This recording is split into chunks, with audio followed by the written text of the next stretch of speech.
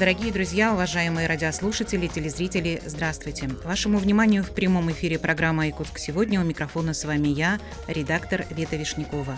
Наши режиссеры Мария Новгородова, Михаил Эверстов, а в нашей студии гости, и я рада их представить. Тренер и спортивный судья по танцевальному спорту Вячеслав Ефимов. Вячеслав, здравствуйте. Здравствуйте. Семейный психолог, судебно-психологический эксперт Ангелина Матейчик. Ангелина, добрый день. Здравствуйте. Спасибо, что вы пришли сегодня в нашу студию, нашли время. Говорить мы сегодня будем о том, как поддержать ребенка, юного спортсмена, о том, чего не хватает детям, которые идут в спорт, и какие сложности ждут их на этом пути непростом, их и их родителей. Ну и, наверное, цель нашего эфира — обратить внимание на то, что ребенку, на потребности ребенка, одна из которых — это безопасное пространство, создание этого пространства, эмоционального, наверное, во-первых. И первый мой вопрос про то, с какими сложностями, наверное, приходится сталкиваться вам как тренеру танцевального спорта, и насколько необходимо вам, как человеку, который постоянно контактирует с детьми, поддерживает их, разделяет их эмоции разные, помощь в вашем непростом деле психолога? Да, у танцевального спорта, конечно, есть ряд сложностей, с которыми мы сталкиваемся. В частности, что танцевальный спорт — это такой субъективный вид спорта. То есть мало того, что нужно быть сильным, выносливым, выполнять какие-то сложные элементы, кроме того, еще и есть как бы субъективная оценка нашего исполнения. Мало быть сильнее, выше, быстрее, нужно быть там музыкальнее, интереснее, лучше, эмоциональнее. Вот. И, соответственно, в связи с этим возникает ряд сложностей, потому что дети приезжают на соревнования, где-то они боятся соперников, более, может быть... Волнуются, конечно же. Да, получается, более сильных соперников, которые с ними вместе выходят на одну площадку. Вот, соответственно, они волнуются, пугаются, родители, которые их сопровождают, тоже получают большой стресс от этой ситуации, потому что они видят, что что-то происходит не так, вот, а помочь своим же детям им сложно, и в связи с этим каждый решает свою стрессовую ситуацию по-разному, и там есть люди, которым просто физически нельзя находиться рядом с площадкой танцевальной, вот рядом со своими детьми, когда они их еще больше дергают, вводят еще больше состояние стресса, и это, конечно, очень сильно мешает нашему выступлению. Наверное, дети больше всего боятся не оправдать надежды родителей, которые родители все-таки как-то им транслируют, что вот ты должен быть лучшим, да, ты должен быть... У меня вообще была знакомая, которая говорила своим детям, что если ты идешь в какую-то сферу, нет смысла туда идти, если ты не готова или не готов быть в этой сфере лучшим. То есть это настолько, мне кажется, тяжело для ребенка. Ну и наверняка в спорте родители, отправляя детей на эту стезю, они говорят о том, что ты должен победить. И без помощи психолога, наверное, ребенку вообще невозможно справиться, да, со своими эмоциями, как научиться их контейнировать, да, где разделить эмоции мамы, папы и мои личные эмоции, да, как с этим совсем. Ангелина, как вы помогаете в этой истории и как часто вас приглашают на соревнования, чтобы такая помощь у ребенка была, потому что именно вы, наверное, и можете создать это безопасное пространство для ребенка как психолог. Как раз-таки, как часто приглашают, никто не приглашает. Ни разу я не была... Микрофон чуть поближе. Ни разу я не была на соревнованиях. Обращались, конечно, дети-спортсмены, да, родители в основном обращались.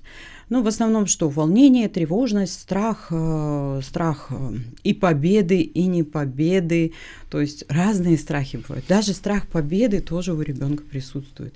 А вдруг я буду побеждать, а потом меня там еще что-то, да, то есть разные вообще абсолютно страхи.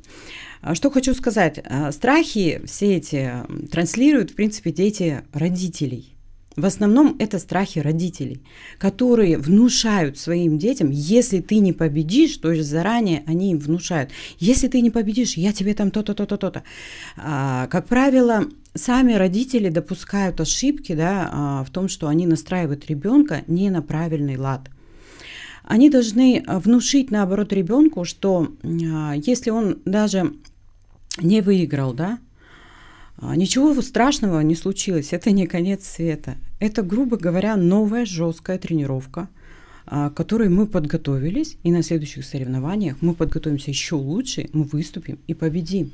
Вот так должно быть, а не так, что ты должен, ты обязан, я в тебя вложила, я в тебя верила, я в тебя там это, дети абсолютно разные. Такое ощущение, что детей нужно защитить от их собственных родителей, то есть как-то разграничить, страхи мамы. Вы вот сказали про безопасное вот какое-то там положение ребенка на соревнованиях, там вообще в подготовке и так далее. Не нужно вообще никакого вот этого безопасности, вообще ничего этого не нужно.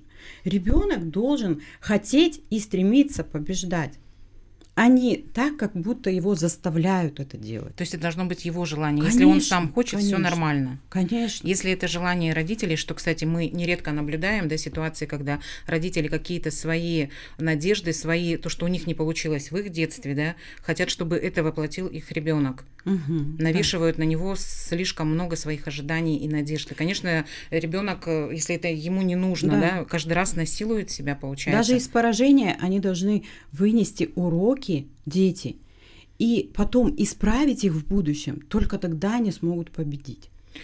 Вячеслав, смотрите, а вот вы видите, вам привели ребенка, родители, а вы видите, это его собственное желание, и родители его привели, глядя на него, или это желание родителей? И как в таком случае, если это второй вариант, как родителям объяснить, что, может быть, надо послушать ребенка, может, ему это не нужно, а то, получается же, ваша работа тогда будет более сложная.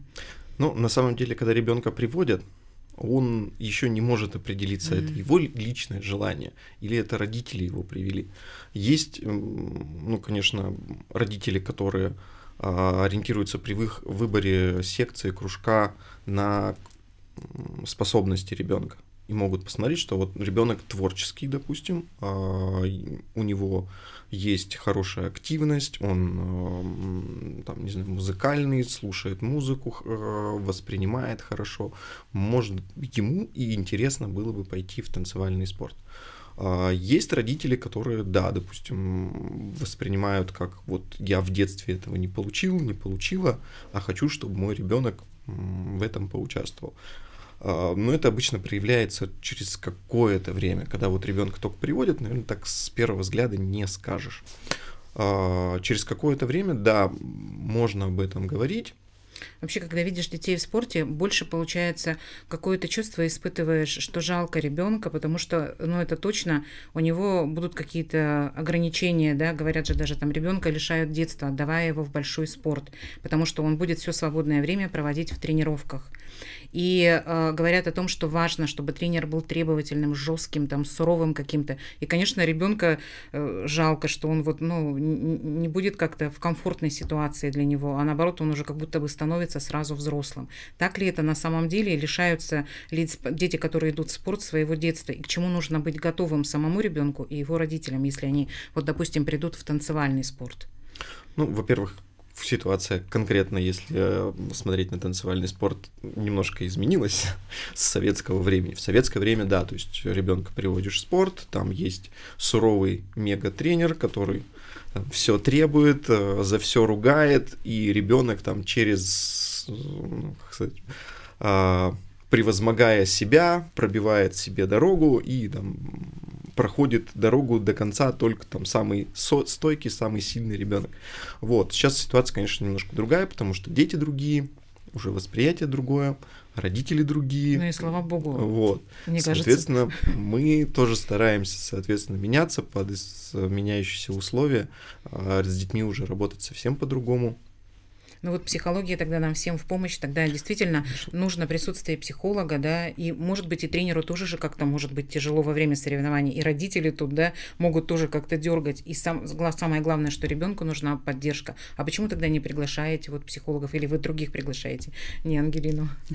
На самом деле мы только сейчас стремимся развивать это направление, и как раз хотели порекомендовать всем, может быть, не только тем, кто занимается танцевальным спортом, вообще, что хотели привлечь внимание к этой проблеме, чтобы родители задумывались о том, что это тоже важный аспект, что тренер не может закрывать все абсолютно задачи, и, соответственно, нужно пользоваться услугами сопутствующих специалистов, которые в этой сфере могут нам помочь, и это очень сильно улучшит спортивные результаты и достижения. Ну да, тренер научит владеть телом, да, а уже эмоциями своими как-то их контролировать, да, или, может быть, наоборот, как-то их правильно выражать, это уже задача психолога, который, в принципе, может быть и за кадром, да, то есть не обязательно, чтобы этот психолог работал вместе с тренером, это могут родители же и как-то индивидуально, да, подойти. Да, конечно. Но, с другой стороны, когда проходят соревнования, у ребенка, который, например, выгорел, да, или ему просто сложно, может быть какая-то реакция, да, может быть какая-то истерика, он может вообще отказаться выходить на танцевальное поле, да, как правильно называется. Вот. И вроде бы как и нужен психолог тогда и во время выступлений даже необходим. Что вот делать? У вас были такие ситуации, когда ребенку сложно было справиться с эмоциями, и как в таком случае ему помочь? Ну, да, конечно, даже такие ситуации тоже бывают. Ну, здесь, наверное, такого одного рецепта нет, которые выработаны. Соответственно, приходится реагировать по ситуации. В моменте, да, все. Может быть, нам Ангелина что-то подскажет для слушателей. Да, кстати, зрителей. Подскажите, вот, может быть, да, например, родители, да, кто-то сейчас нас смотрит, у кого дети идут в спорт, вот как быть, это же правда может случиться с любым ребенком, да, потому что, все же тяжело, это столько тренировок, я даже не представляю, человек далекий от спорта, как на это все находить силы и время. Ну, во-первых, совет такой родителям, да, когда ребенок находится действительно в истерике, либо в сильной тревожности, да, в сильном волнении, это бывает очень часто даже у взрослых. А тут тем более маленький ребенок, да, там еще не сформировалась личность, он не умеет управлять своими эмоциями. Некоторые вообще закрываются и не эмоционируют, дети. Это, потому наверное, что тоже плохо. Это тоже, да, нехорошо. То есть все равно какие-то эмоции он должен испытывать, он должен их показывать, да, потому что человек живое существо, как бы, да, он же не может просто как картинка стоять и совсем без эмоций быть. Но, тем не менее, такие случаи тоже бывают, когда ребенок закрывается, и у него вообще нет эмоций. Вот. В таких случаях, да, если, например, ребенок, прямо истерит, плачет, да пусть проплачется он. Главное увести его с глаз всех людей, да, куда-то отойти, отвести. И, возможно, даже всплакнуть вместе с ним. То есть посочувствовать ребенку и дать ему понять, что вы действительно тоже ему сочувствуете, что это тоже ваше как бы переживание, что вы переживаете. А в большинстве случаев родители как: ты чё не мог, ты чё там это... в общем, это ты сам провалил, да, начинают тренеров обвинять, начинают судей обвинять в некомпетентности, да, и так далее. Вот, это вообще абсолютно неправильно. Здесь необходима именно поддержка ребенка здесь и сейчас. Не нужно говорить, что будет потом, что будет сейчас, что будет вчера, что было вчера, да, то есть вообще об этом не нужно говорить. Ребенка нужно поддержать. Прямо вместе с ним прочувствовать ту боль, которая ему сейчас на данный момент неприятна. Уже вытащить оттуда те моменты, где были дальше, когда ребенок уже успокаивается, не в моменте, когда он плачет, да, и истерит, или просто там психует, да, ребенок, а чуть попозже, когда ребенок успокоился. Обычно переживания положительных и плохих эмоций бывает, именно вот в спорте, да, бывает где-то от 2 часов до 3 дней. До 3 суток даже дети могут переживать. И взрослые тоже, на самом деле, так же. Вот. Поэтому тут нужно выждать время, а потом уже извлечь оттуда все ошибки, да, проговорить, пусть дать ребенку выговориться, как он вообще видит, как прошли соревнования, как он отучаствовал, что он сделал там хорошего, то есть извлечь оттуда и хорошее, да, потому что хорошие моменты, они быстрее запоминаются и у ребенка откладываются в голове, да, соответственно, это тоже необходимо сделать. И опять же, не зацикливаться на том, что ребенок, например, проиграл, это не конец света. Проиграл — это не конец света. Вот это самое важное. Вот все, что вы говорите, это хорошо бы, чтобы взрослые могли делать в отношении себя вот эту поддержку, себе оказывать, тогда они смогут ее и оказать ребенку. Поэтому, наверное, начинать родителям нужно с себя, да, идти к психологу, как-то прокачивать себя эмоционально, самим учиться контейнировать свои эмоции, да, контролировать, а потом уже на себе потренировавшись, как-то применить это к ребенку. Тогда и тренеру будет легче, и не будут загружать, да. Как стюардесса в самолете объясняет. Сначала наденьте маску на себя. Да, точно. Ну вот о поддержке детей мы поговорили. Если что-то есть еще добавить, добавьте. А поддержка взрослых, вот поддержка танцевального спорта в нашем городе, в нашей республике, как это для вас? Удовлетворительно или, может быть, как-то хотелось бы большего внимания? Вот, может быть, вспомним игры «Дети Азии», да, как вот прошли, ваш вид спорта был включен в программу? Да, вид спорта был включен в программу, проходили соревнования на очень высоком уровне. У нас было представительство нескольких стран, были очень хорошие пары, приехали, посоревновались, был уникальная, наверное, судейская панель из самых лучших специалистов России. Вот. И мы надеемся, что наш вид спорта и дальше будет представлен на играх «Дети Азии», и мы сможем радовать гостей и жителей столицы такими грандиозными мероприятиями дальше. Ну, это действительно очень красивый вид спорта. Не для красного словца, просто искренне хочу сказать, что вы очень красиво танцуете. Спасибо. Я вижу часто ваши видео, ну, в соцсетях публикуют, и вы участвуете в многих проектах танцевальных в нашем городе и обучаете людей, которые вообще никогда не танцевали, и у них такие успехи. Да, мы стараемся популяризировать наш вид спорта среди населения. Хотим, чтобы это сообщество росло, развивалось, чтобы вид спорта был всегда на слуху, поэтому, да, стараемся попадать на глаза, участвовать во всех проектах, куда нас зовут, вот, и, соответственно, чтобы привлекать наибольшее количество детей. Ну и дарите положительные эмоции, потому что очень приятно смотреть. Спасибо. И я хочу сегодня еще поблагодарить Веронику Тамтосову за организацию сегодняшнего эфира, за знакомство с вами. Мне очень приятно вас видеть. И мне кажется, та тема, о которой мы говорим, она очень важна. Очень важно родителям задуматься, прежде чем отдавать ребенка в спорт, все-таки задуматься, насколько ты сам выдержишь, да, вот эту вот дорогу, насколько ты сам можешь быть в ресурсе для своего ребенка.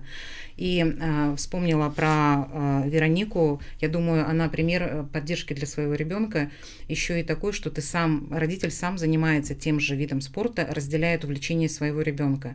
И тогда получается родитель и ребенок вообще в одной команде. И, наверное, тогда родитель больше понимает, что происходит с ребенком, да, если он же сам через это проходит тогда. Наверное, тут тогда это супер поддержка. Но мне вот с тренерской стороны, конечно, да, импонирует такое отношение родителей и ребенка, потому что очень много моментов, в том числе психологических, которые связаны с танцевальным спортом, родителям лучше понимать, находясь детей. В этом виде спорта. Когда они сами попробовали, одели танцевальные туфли, вышли на площадку, там потанцевали, сколько-то поработали, потом вышли, показали куда-то свое выступление на сцену, их оценили зрители, даже зрители, не судьи строгие, которые там профессионалы своего дела, вот, а даже просто получили зрительскую какую-то оценку. И, соответственно, они тоже уже лучше понимают своих детей, насколько это тяжело не только физически, но и эмоционально. А у вас клуб есть, да, танцевальный клуб? Да, у нас танцевально-спортивный клуб. Куда вы приглашаете? По парам. По парам. Соответственно, да, приходите к нам заниматься, приводить своих детей. Мы сейчас работаем на базе 3-й школы и 39-й школы. Это клуб для детей или для взрослых тоже? Ну, сейчас мы набираем детей начальных классов, сейчас набираем 5-е и 6-е классы. Вот, пока со взрослыми вот та группа, что есть, пока она работает. Кроме тех сложностей, которые мы описали, какие плюсы дарит танцевальный спорт? Танцевальный спорт дарит творческое развитие, физическое развитие, баланс между физическим и творческим. У нас много споров. Танцевальный спорт — это больше искусство или это больше спорт? Вот. Поэтому мы склоняемся к тому, что мы и там, и там. У нас без творчества не получится спортивная составляющая. Ну и, конечно же, тело дарит красивое тем, кто учится танцевать. Узнавание своего тела, да, это же вообще очень круто. Владение своим телом через танец. Спасибо вам большое за то, что вы пришли сегодня в нашу студию. Я думаю, что мы рассказали полезное и для наших слушателей, и для наших зрителей. Дорогие друзья, у нас впереди короткая реклама, а дальше мы продолжим говорить о том, как защититься от мошенников. Оставайтесь.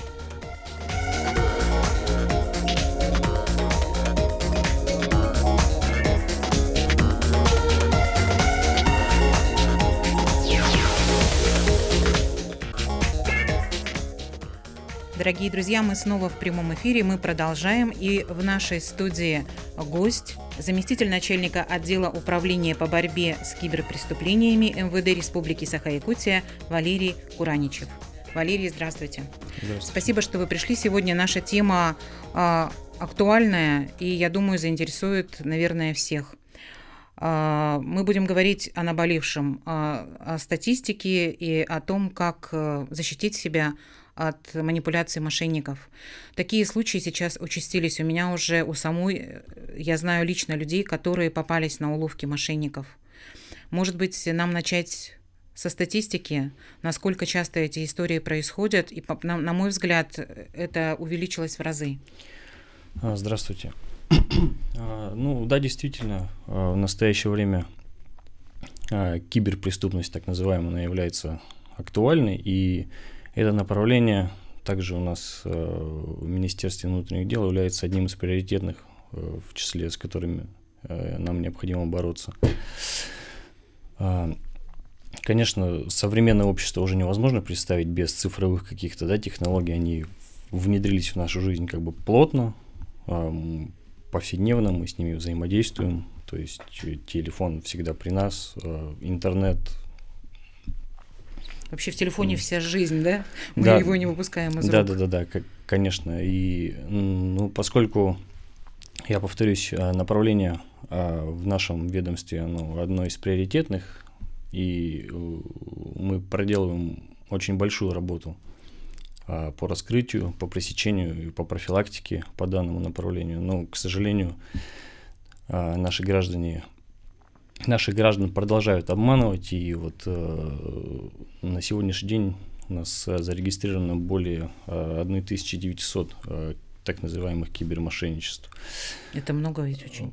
Вот мы проводили, так скажем, сравнительный анализ. Вот если взять регионы Российской Федерации, в которых население примерно соответствует нашему, нашей республике, к примеру, там Томская область, Тамбовская область, Архангельская область, Республика Бурятия, то мы видим, что у них ситуация хуже, чем в нашем регионе. То есть у них рост данных преступлений еще выше, чем у нас. И ущерб, который причинен гражданам, там уже превысил такую большую цифру, колоссальную даже, я бы, наверное, сказал, в 1 миллиард рублей.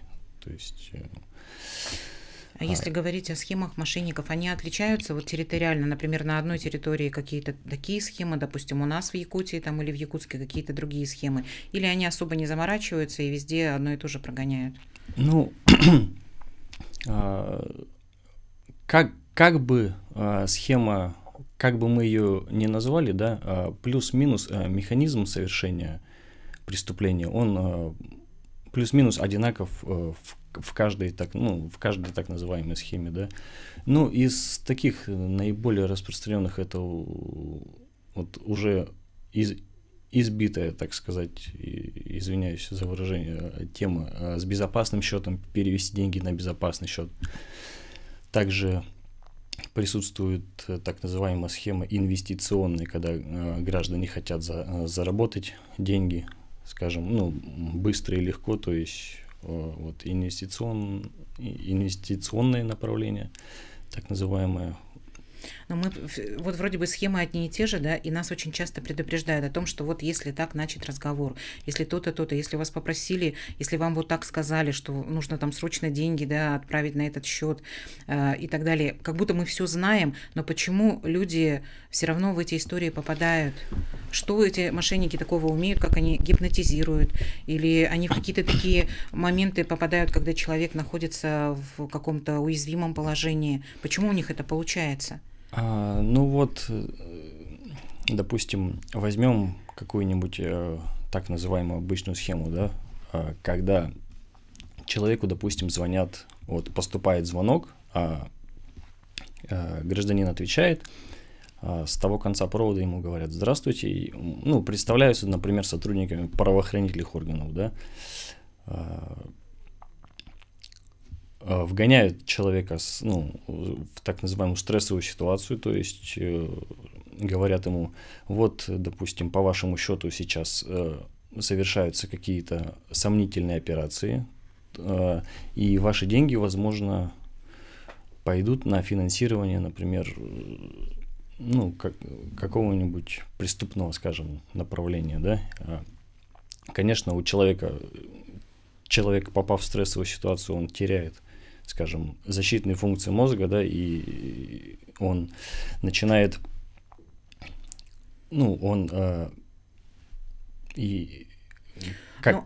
сейчас, извините, он становится уязвим для них, то есть он беззащитен, и он, получается... Атакуют такую информацию. Выполняет все, скажем, действия, которые ему, ну, скажем, предписывают и говорят. Да, несмотря на то, что, конечно, да, все мы об этом часто говорим, вот, профилактируем, все вроде бы, да, действительно об этом знают, но тем не менее, как бы граждане продолжают, да, попадать. Для того, чтобы не стать, скажем, не попасться на уловки мошенников, необходимо, ну, элементарно, допустим, не брать трубку, допустим, с незнакомого номера, да, если потом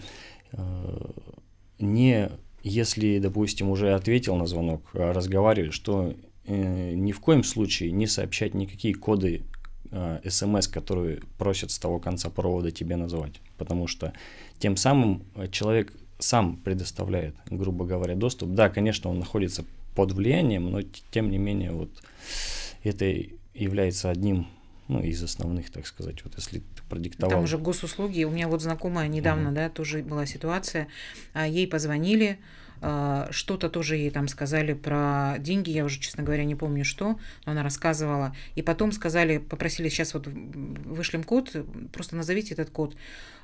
Человек с образованием, работает в сфере экономической, то есть даже ближе к банковской сфере, да, то есть и вот даже она, уже называя этот код, последние цифры, она начинает понимать о том, что она делает что-то не то, и, конечно же, уже дает доступ к госуслугам. В этот же день она едет подавать заявление в полицию и видит, что еще несколько человек, вот в Якутске у нас, точно так же приехали вот с такой же ситуацией, они открыли доступ к госуслуги. И там потом очень много нужно всего сделать, чтобы там везде поменять пароли, чуть ли там не до смены номера телефона, по-моему, очень много всего. Тоже давайте расскажем, что нужно делать в таких ситуациях, когда ты уже попался. Ну, госуслуги, скажем, да, сейчас вот... Сейчас пошла такая тенденция, да, вот, скажем, со взломом, так называемым, да, личных кабинетов пользователей государственных услуг. Ну, то есть, если уже это случилось, как вы говорите, да, то, конечно же, нужно обратиться в полицию с заявлением о возбуждении уголовного дела, да. Далее также необходимо посетить МФЦ, чтобы восстановить доступ к своему личному кабинету, да. И там все поменять пароли, все, да? Все можно это сделать, да. Потом необходимо, когда уже доступ будет восстановлен, необходимо зайти в раздел безопасности в приложении государственных услуг. И в этом разделе можно увидеть, какие устройства еще сейчас в настоящее время привязаны к твоему аккаунту или с которых осуществлялся доступ к твоему аккаунту, да. Вот. И эти сведения также потом в дальнейшем передать в правоохранительные органы, чтобы уже мы продолжили работу в этом направлении. То есть, когда злоумышленники меняют доступ, взламывают, точнее, да, кабинет государственных услуг, они перепривязывают, так сказать, да, с абонентский номер потерпевшего на свой, который им нужен. И уже после этого они осуществляют рассылку по микрофинансовым организациям, рассылку заявок на одобрение кредитных средств. Вот. А почему их не находят? Вот вы говорите, видно, да, там с какие средства, ну не средства, с каких устройств подключение идет. А почему ни одного же мошенника не нашли? Как они так умудряются все это делать? В настоящее время, вот я повторюсь, то, что цифровизация идет повсеместная, она и глобальная, да, применяются злоумышленниками, используются различные методы.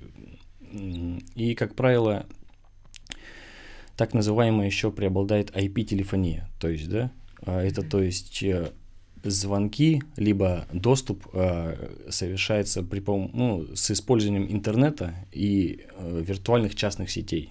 То есть здесь установить точку доступа крайне затруднительно. Даже, можно сказать, практически невозможно. Но у нас определенные наработки, безусловно, не имеются, и у нас силы, средства располагают. А есть уже, например, какой-нибудь там образ, да, это как вот, кто это? Это какой-то человек, там, не знаю, там, вот его род занятий, может быть, там возраст, или это группа людей. Кто этим вообще занимается? Как правило, это занимаются граждане у нас из другой страны, у них так называемые колл-центры имеются, прям с необходимым оборудованием, с определенным, скажем, штатом людей. Вот. Но доказать это невозможно. Здесь, я повторюсь, у нас определенные наработки у нас имеются. Нет, доказать, в принципе, конечно, возможно. Конечно, возможно. Не образ, а психологический портрет, да, это называется? Мошенника. Психологический портрет мошенника, да. Он более-менее он одинаковый, я вам так скажу. Как и у нас более-менее одинаковый не психологический портрет, а вот категория граждан, которые подвержены тому, что они становятся добычей мошенников. Скажем так, жертвами, да, преступления. Еще вот рассылается по WhatsApp, да, например, информация людям, что нужны деньги, да, от кого-то, то есть как-то они заходят в аккаунт человека и его знакомым, его контактам рассылают информацию о том, что мне нужны деньги, срочно отправить деньги. У меня несколько знакомых так пострадали. Что вот им делать, когда с их номера вот такая смс-ка приходит, и причем знакомые отправляли деньги, и там такие достаточно большие суммы, то есть уже ушли деньги с кошельков их родных, которые, повелись, вот подумали, что действительно им пишет тот человек, которого они знают. И потом, что человеку делать с этим номером? Говорят, что если вы получили такую смс-ку, допустим, я от кого-то получила, я сразу должна этот номер заблокировать. Как быть? Как правильно вести себя? Вот это тоже одна из так называемых схем, да, как вот мы говорили. Это есть такой метод, как называется фишинг. В переводе, если дословно с английского, фишинг — это рыбалка, то есть на наживку, да, то есть вот мошенники запускают определенную ссылку, вы по этой ссылке переходите и тем самым опять-таки предоставляете доступ к своему устройству, то есть в ваше устройство может попасть какая-то вредоносная программа, вирусная программа, которая с помощью которой параллельно вот у мошенников тоже возникает доступ к вашему устройству. И, соответственно, доступ к вашим персональным данным, к номеру телефона и так далее. Вот по ссылкам тоже было, когда отправляли, проголосуйте там за мою родственницу по такой-то ссылке. Конечно, вроде первая реакция, ты нажимаешь на эту ссылку, и потом уже можешь в процессе вернуться, а можешь и не успеть. Да. Если ты перешел по ссылке, это уже все? Ты уже предоставил доступ, или там еще какая-то должна быть манипуляция, еще что-то нужно сделать? Существуют разные. Есть такого вида, что сразу все уже, скажем так, все уже свершилось, вы ничего не сможете сделать. Допустим, с теми же платформами, например, вот если какая-то платформа типа как Авито, Юла, что-нибудь такое, если ты что-то хочешь приобрести, вот злоумышленники используют, так сказать, сайты-двойники, так называемые, да, вот визуально название сайта, то есть отличить не сможете, а одна буква, допустим, какая-нибудь, она похожа, из алфавита на какую-нибудь другую, допустим, буква N на букву H похоже. Но например. это мне ссылка придет. Вот так вот, да. И если это, ну, я говорю, на первый взгляд это как бы ты не заметишь. Я просто буду видеть, что как будто это ссылка на Авито, да? Да. А что там будет написано в самом тексте? Что-нибудь такое, ну... Что типа зайти, купи, там, приобрети то-то, то-то, что-нибудь, да, что-нибудь. Я нажимаю, захожу в на таком роде, да. левый Вот, сайт. допустим, вам понравилось там что-то, вы на этом сайте выбрали, допустим, себе там чайник, ну, к примеру, да, образно. Вы все посмотрели, да, вам понравилось, вы нажимаете приобрести, вводите данные карты, CVV-код, вот эти 3 цифры, которые как бы никому нельзя передавать ни при каких условиях. А они передаются, когда, например, подключаешься к киносайтам, вот приложение, чтобы смотреть фильмы. Вот, для того, чтобы, скажем, не попасться на уловки в этом направлении, да, нужно скачивать только приложение с официальных, так сказать, сайтов, допустим. Тогда можно отправлять. Тогда смело, да, то есть там тот, кто предоставляет эти приложения, ну, как бы они гарантируют конфиденциальность и так далее. Да, вот, допустим, если вот у вас телефон на платформе Android, то скачивайте все приложения только с официального Play Market.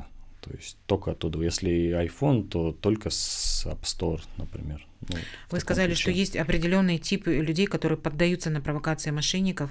А что это за тип людей? Это как... Нет, не то, что тип людей. У нас вот, как показывает статистика, это возрастная группа вот от 30 до 49 лет граждане и, ну, и пенсионеры, которые старше 60. То есть те люди, у которых уже сформирован определенный, ну, молодежь, значит, молодцы. Капитал. Вот, кстати, была же ситуация, когда ребенок увидел, что родители общаются с мошенниками, попытался родителям что-то сказать, они его не стали слушать, он позвонил в полицию, и таким образом какую-то часть денег получилось уберечь.